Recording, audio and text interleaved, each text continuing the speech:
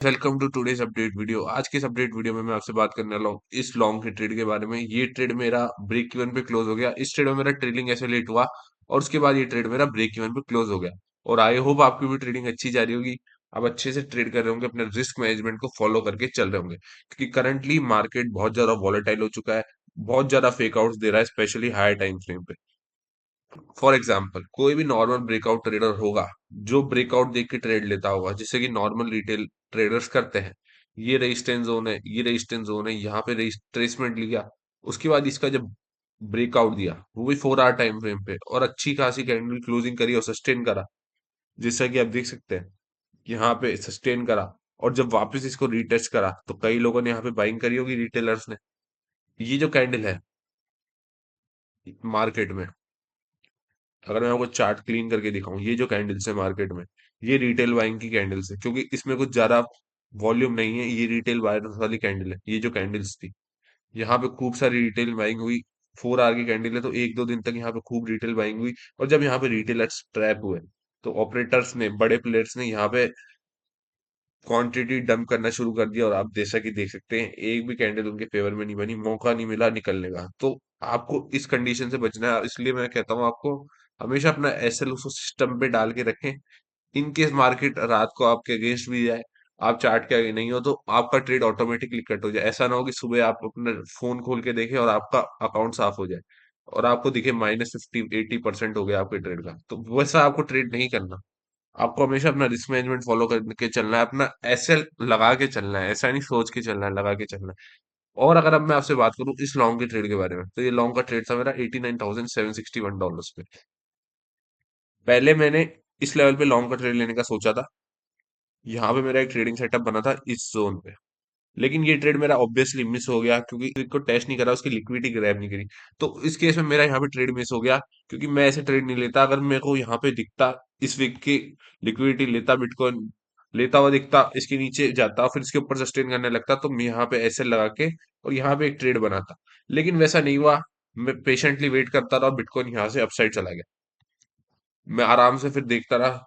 फिर मेरे को नेक्स्ट ट्रेड मिला, जो कि ये वाला ट्रेड है 89,761 पे। वो था, अगर मैं इस बॉटम से स्टॉक तक फिबोनाची ड्रॉ करूं, तो ये था $89,761 का लेवल। जब यहाँ से अपसाइड जाने लगा, तो मेरा यहाँ पे ट्रेड हुआ। इधर मैंने ट्रेड लिया कैंडल की क्लोजिंग देख के, 15 मिनट की। और मैंने जो टारगेट सोचा था वो था एटलीस्ट ये वाले हाइस वापस। तो ये मेरे फेवर में भी गया। इस ट्रेड में को, जैसा कि देख सकते हैं आप, 300 350 पॉइंट्स का प्रॉफिट भी दिखा। और स्टेट में जो मेरा एसएल था वो था इसके नीचे। तो ऑलमोस्ट 1:1, 230 पॉइंट्स के अगेंस्ट में 300 350 पॉइंट्स का प्रॉफिट दिखा। और मुझे यहाँ पे लगा नहीं था कि फिर ये अपसाइड जाएगा, क्योंकि इसमें पावर नहीं दिख रही थी कि अपसाइड जाएगा। ये कैंडल्स काफी स्लो बन रही थी, स्लो बाइंग थी, तो मुझे लगा ये वापस नीचे जाएगा। तो उस केस में मैंने अपना एसएल को ब्रेक इवन पे ट्रेड कर दिया। और ये ट्रेड, जैसा कि आप देख सकते हैं, मेरा ब्रेक इवन पे ही क्लोज हो गया। तो ये सिंपल सा लॉजिक था इस लेवल पे लॉन्ग का ट्रेड लेने के पीछे, इस जोन का 0.618 का रिट्रेसमेंट का लेवल। लेकिन फिर बिटकॉइन ने वही फेक आउट दिखाया जो हाई टाइम फ्रेम पे दिखाया था। रिटेलर्स को वापस इसने ट्रैप करा इधर। फिर फेक ब्रेकआउट दिखाया इस जोन का, और इस जोन से ये नीचे जाने लगा, जैसा कि आप देख ही सकते हैं। जहां पे इसने फेक ब्रेकआउट दिखाया, जो भी यहाँ पे सेलर्स थे उनका पहले एसएल लिया यहाँ पे बड़ी कैंडल बना के, और उसके बाद यहाँ पे बायर्स को ट्रैप करा इस रिट्रेसमेंट पे। जो भी रिटेलर्स बाय कर रहे होंगे, सपोर्ट रेजिस्टेंस फ्लिप देख के जो पाया करते हैं हाई टाइम फ्रेम पे ब्रेकआउट के बाद, उनका इसने ऐसे लिया डेफिनेटली। और ये पूरा ही मूव रिवर्स हो गया, 0.6 से भी ज्यादा रिवर्स हो गया। तो हाई प्रोबेबिलिटी की बिटकॉइन यहाँ पे जो पेंडिंग मूव है इस पे आए। यहाँ पे जो पेंडिंग मूव है, इसने जो यहाँ पे गैप छोड़ा है इतना क्लोज, हाई प्रोबेबिलिटी की बिटकॉइन अब इसको फिल करे। अगर बिटकॉइन ऐसा कुछ गैप छोड़ता है, तो हाई प्रोबेबिलिटी 80% चांस होता है कि बिटकॉइन वापस उस जोन को एक बार रीटेस्ट करने आता है, उसको फिल करने के लिए। तो इधर ही अब बनेगा मेरा नेक्स्ट ट्रेडिंग सेटअप। मैं पेशेंटली वेट करूंगा कि बिटकॉइन अब इस जोन तक आए, $88,500 के जोन पे। यहाँ पे मैंने अलर्ट सेट कर रखा है, इन केस यहाँ तक आए, इस वीक को टेस्ट करे और इससे यहाँ पे किस तरह का प्राइस एक्शन बनाता है, उस हिसाब से अब मैं अपना नेक्स्ट ट्रेडिंग सेटअप लूंगा। तो आपको इसी तरह अपना ट्रेड मैनेज करके चलना चाहिए। अगर आपको दिख रहा है कि आपके फेवर में जा रहा है मार्केट, लेकिन बाइंग स्लो आ रही है, तो मैं ऐसा नहीं कहूंगा कि आप उसको कट कर दें। आप बेस्ट रहेगा अपना एसएल को ट्रेल करके चल, या तो ब्रेक इवन पे डाल दे छोटे मोटे, लॉस के साथ उसको एग्जिट कर दिया उस केस में। जैसा कि आप देख सकते हैं, मुझे लगा कि यहाँ पे बाइंग स्लो है, जो कि ऑब्वियसली स्लो थी। काफी स्लो बाइंग आ रही थी। ये जो मूव था ये काफी फास्ट आया था कंपेयर टू दिस। यहाँ पे 5-5 मिनट की कैंडल्स आप देख सकते हैं, इतना कुछ पावर नहीं था इन कैंडल्स में। अच्छी बाइंग भी नहीं थी और वॉल्यूम भी कम थी, तो मैंने इसको ब्रेक इवन पे ट्रेल करना समझदारी समझा। और यहाँ पे मैंने इसको ब्रेक इवन पे ही ट्रेल करा, और उसके बाद जैसा कि आप देख सकते हैं फॉल आया, तो कितना बड़ा फॉल आया। ये सारा मूव सिर्फ 4 कैंडल्स के अंदर कवर हो गया और इससे भी नीचे ही चला गया। तो अब हाई हाई प्रोबेबिलिटी कि बिटकॉइन इस जोन को एक बार टेस्ट करे, और इस जोन पे किस तरह का प्राइस एक्शन बनाता है, उस हिसाब से आप अपना ट्रेडिंग डिसीजन ले सकते हैं बिटकॉइन के अंदर। अगर यहाँ पे विक फॉर्म करे, साइन ऑफ स्ट्रेंथ दिखाए इस जोन की लिक्विडिटी लेने के बाद, तो उस केस में डेफिनेटली आप इस लेवल पे एक लॉन्ग का ट्रेड अटेम्प्ट कर सकते हैं।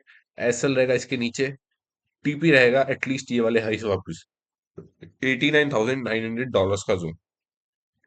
तो 1500 पॉइंट्स का ऑलमोस्ट अपने को प्रॉफिट देखने को मिल सकता है अगर बिटकॉइन इस जोन तक आए, उसको रीटेस्ट करे।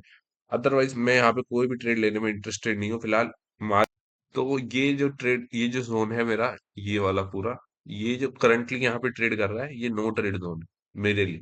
यहाँ पे काफी सारे फेक ब्रेकआउट फेक ब्रेकडाउन हो रहे हैं, उन पे मैं ऑब्वियसली ट्रेड ले सकता हूँ, लेकिन इस जोन के अंदर मेरे को कोई क्लियर डायरेक्शन बायस नहीं दिख रहा बिटकॉइन के अंदर कि यहाँ से अपसाइड ही जाएगा, यहाँ से ये, या फिर यहाँ से डाउन साइड ही जाएगा। हाई टाइम फ्रेम ऑब्वियसली मेरा बायस है कि बिटकॉइन यहाँ से फर्दर डाउन साइड के लिए कंटिन्यू कर सकता है, और ऐसा कुछ प्राइस एक्शन दिखाता हुआ देखने को मिल सकता है। लेकिन उस ट्रेड को लेने के लिए मुझे एक अच्छा मूव चाहिए, एक अच्छा अपसाइड का मूव है, अच्छे एसएल के साथ मुझे कोई ट्रेड मिले हाई टाइम फ्रेम पे, तभी मैं यहाँ पे शॉर्ट का ट्रेड लूंगा। इधर कहीं पे अगर मैं मान लीजिए शॉर्ट का ट्रेड लूं, तो मेरा एसएल काफी बड़ा हो जाएगा, 1600-1700 पॉइंट्स का एसएल देना पड़ेगा। उतना एसएल मैं ऑब्वियसली नहीं दूंगा। मैं 300-400 पॉइंट्स का एसएल मैक्स रखने का ट्राई करता हूँ। कई बार ज्यादा हो जाता है एसएल लंबी वीक की वजह से, तो मैं अपना कैपिटल उस हिसाब से एडजस्ट कर देता हूँ, ताकि मेरा परसेंटेज हो एसएल का वो सेम ही रहे।